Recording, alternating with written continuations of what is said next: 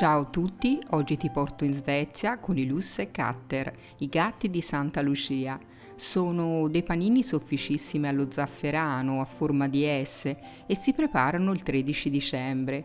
La scelta dello zafferano non è casuale, veniva inserito per illuminare con il suo colore giallo il giorno più buio dell'anno. Vediamo di seguito come prepararli insieme. Metto il latte in un pentolino, lo porto sul fuoco e lo scaldo. Metto gli stimmi di zafferano nel latte caldo ma non bollente, mescolo e lo lascio intiepidire.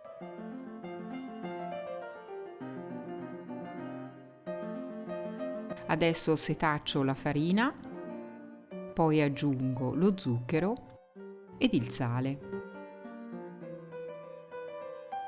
Metto il lievito nel latte leggermente tiepido e mescolo bene facendolo sciogliere.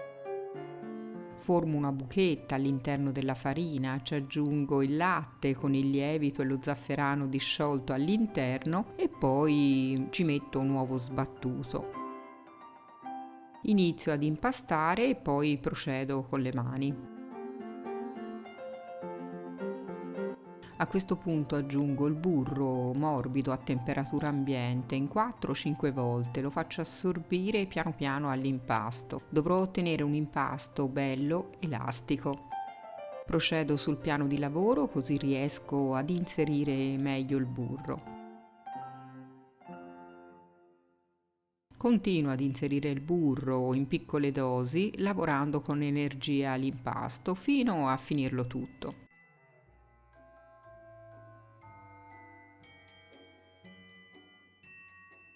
L'impasto è pronto, ho ottenuto un impasto bello elastico e soffice, senza mai inserire farina sul piano di lavoro.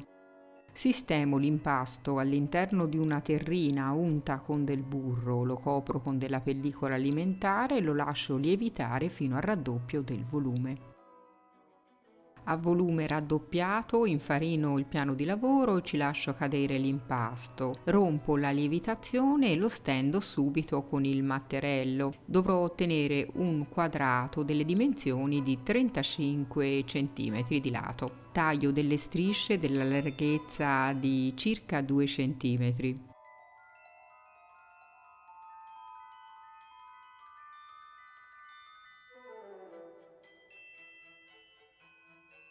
Poi procedo ad arrotolarle, prima da un lato e poi dall'altro, per il senso contrario. E così facendo andrò ad ottenere dei panini a forma di S.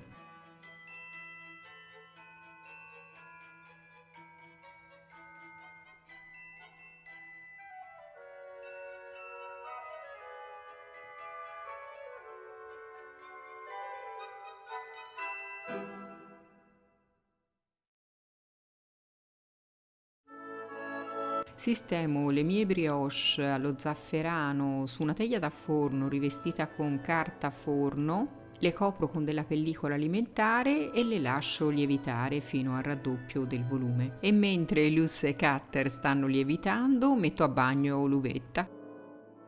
Ed ecco le brioche a volume raddoppiato. A questo punto tolgo l'uvetta dall'acqua e sbatto con una forchetta un tuorlo con 2 cucchiai di latte per spennellare i Lussekatter. E dopo averli spennellati sistemo l'uvetta al centro di ogni spirale.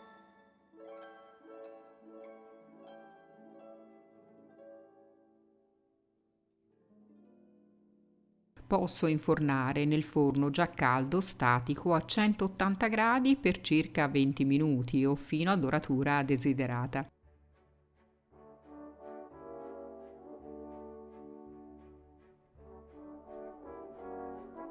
Ed ecco i Lussekatter pronti. Se vuoi puoi lucidarli con lo sciroppo di zucchero oppure lasciarli al naturale.